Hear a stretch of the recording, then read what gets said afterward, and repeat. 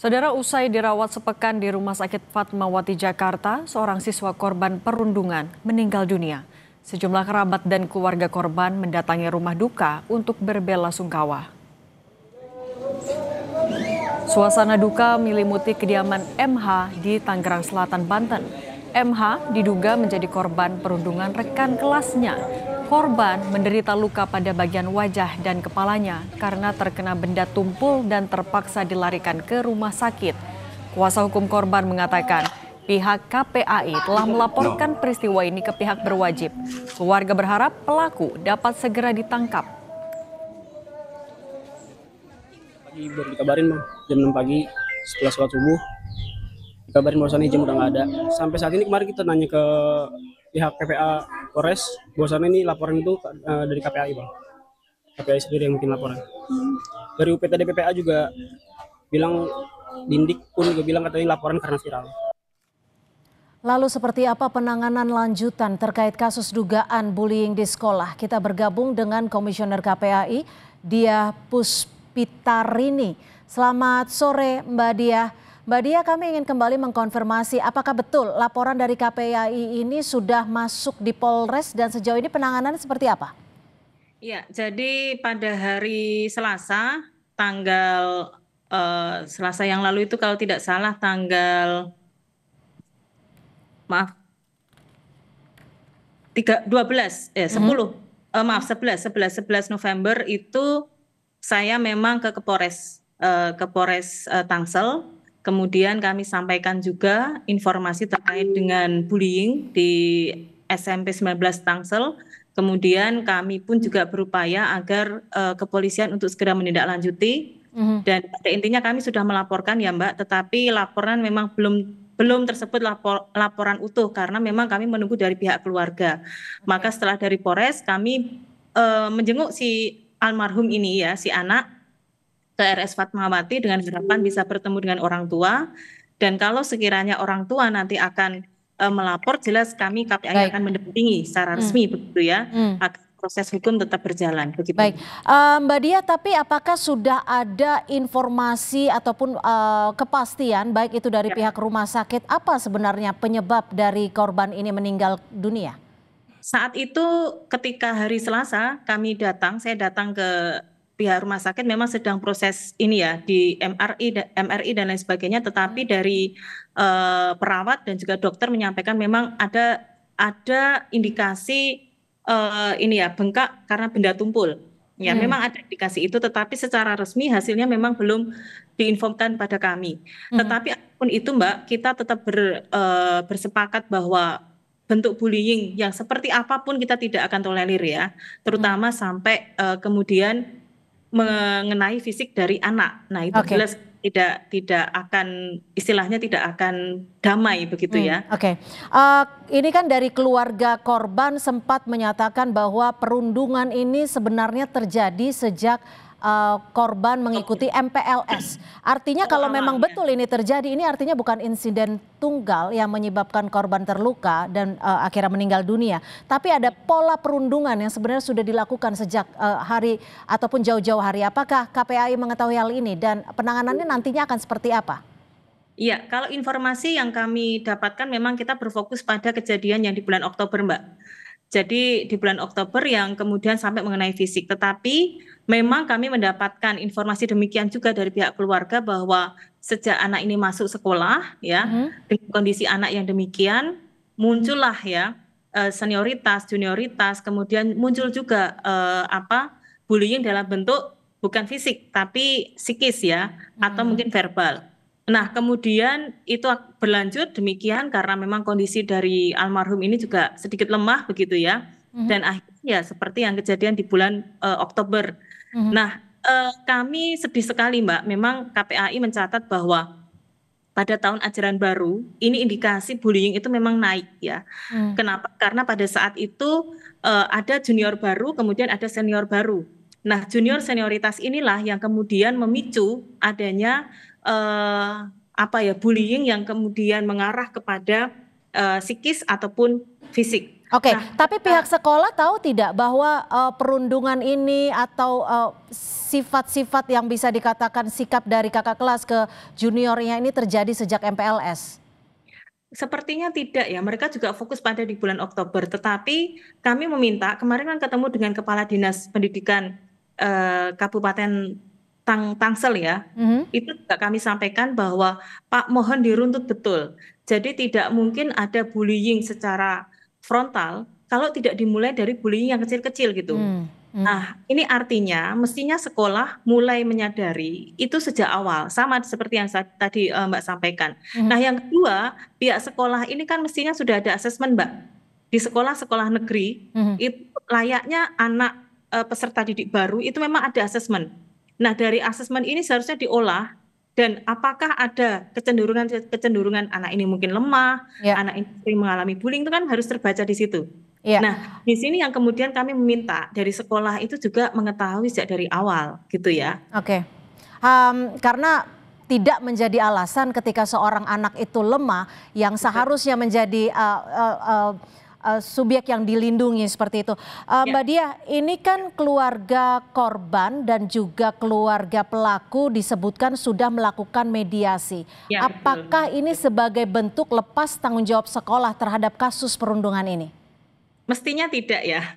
Jadi memang mediasi pernah dilakukan 1-2 kali di lingkungan sekolah. Karena memang kebetulan si anak korban dan kemudian anak yang melakukan itu kan memang tidak terlalu jauh ya hubungannya. Jadi mediasi pernah dilakukan, tetapi pertanyaan kami kepada Dinas Pendidikan dan sekolah saat itu adalah kita sudah oke mediasi pertama berjalan. Tetapi kalau mediasi itu tidak berhasil kan ada upaya lain gitu ya. Ada upaya lain yang kemudian bisa mereferar kasus, artinya melibatkan dari luar untuk memediasi di luar sekolah, bisa dinas dan lain sebagainya.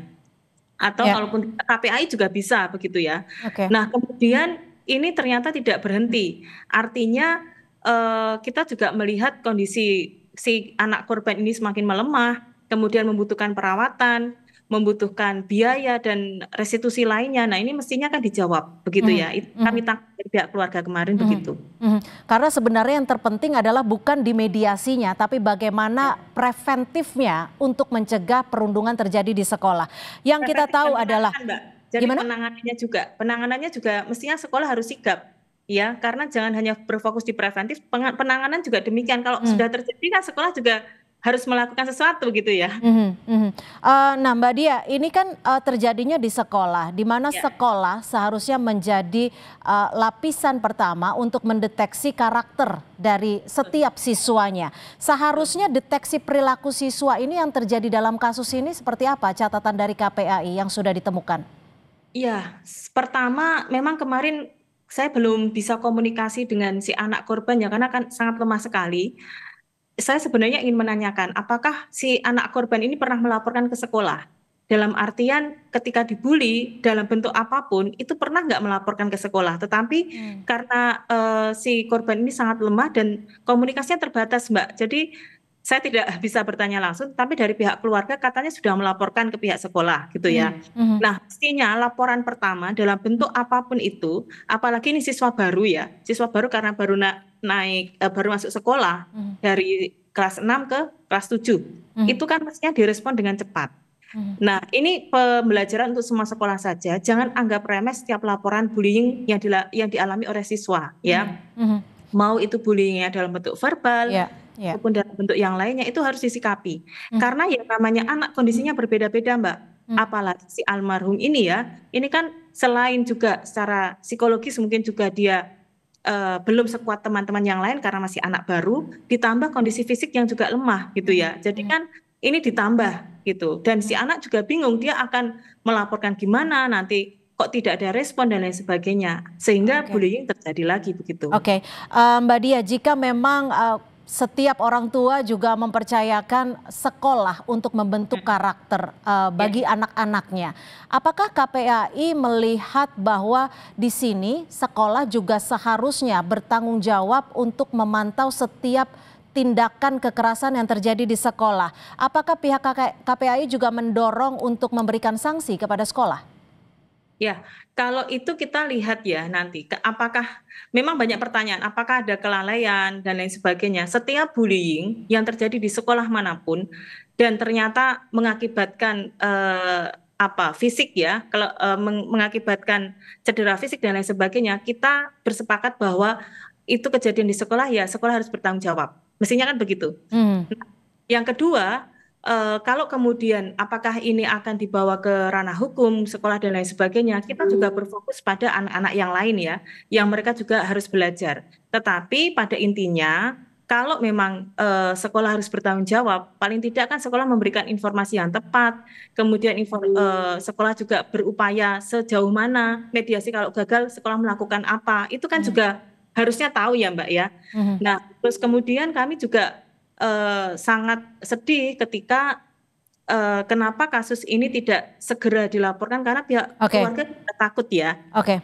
Juga takut adanya tekanan dari sekolah atau pihak lain gitu. Jika memang sekolah sejatinya harus bertanggung jawab terhadap setiap yang terjadi di lingkungannya, sebenarnya sistem apa sih yang saat ini sudah ada di sekolah, khususnya sekolah-sekolah negeri yang sudah dimiliki untuk memantau interaksi para siswanya? Setahu saya setelah Permendikbudristek Dikti 46 nomor 46 tahun 2023 itu kan setiap sekolah sudah ada tim penegak pencegahan kekerasan Mbak di satuan pendidikan. Artinya tidak jalan? Nah mestinya kalau saya bertanya ya, sempat bertanya ke Kemendikdasmen, hampir semua sekolah itu sudah punya. Nah persoalannya di dalam kasus ini atau di sekolah-sekolah yang lain itu belum berjalan. Ya, sudah terbentuk, sudah ada SK, tetapi mereka melakukan apa? Mereka sudah mencegah sejauh mana? Terus kemudian mereka kalau dalam kasus ini melakukan apa? Itu sepertinya belum optimal, ya. Saya tidak mengatakan semua sekolah, tetapi ternyata masih ada. Ya, salah satunya di sekolah ini yang saya masih mengatakan bahwa ini masih ada kebuntuan, ya, kebuntuan yang belum selesai. Yang pada akhirnya keluarga mencari keadilan di luar dari sekolah. Nah. Oke, Mbak Dia, KPAI sering sekali menyerukan untuk pencegahan terhadap bullying. Kerap sekali menyerukan hal ini. Lalu apa langkah konkret KPAI agar bullying tidak tercatat lagi di Indonesia? Nah, 2 minggu yang lalu kami langsung bertemu dengan Bapak Menteri ya, Menteri Pendidikan Dasar dan Menengah untuk menyampaikan keresahan kami. Ya tentang bullying ya, tidak, ini di Oktober itu sudah puncak Mbak. Jadi kami punya siklus, KPAI punya kajian di mana siklus bullying pada sekolah itu seringnya terjadi puncaknya bulan September, Oktober, November Mbak. Dan kenapa tuh? Siklusnya begitu, ini. Jadi analisis kami bulan Agustus itu kan siswa baru masuk ya kan, MPLS. Kemudian muncullah senior baru, junior baru. Nah disitulah kemudian si senior ingin show up dirinya, ya, itu biasa seperti itu.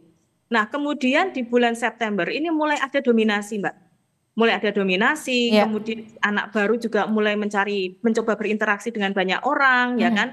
Tapi kemudian ada kejadian yang mungkin tidak mengenakan, pada akhirnya bullying kecil-kecil itu mulai terjadi di bulan September. Nah puncaknya adalah Oktober, November, di mana di situ setelah UTS ya, setelah UTS dan anak-anak mengalami masa pembelajaran yang akan longgar.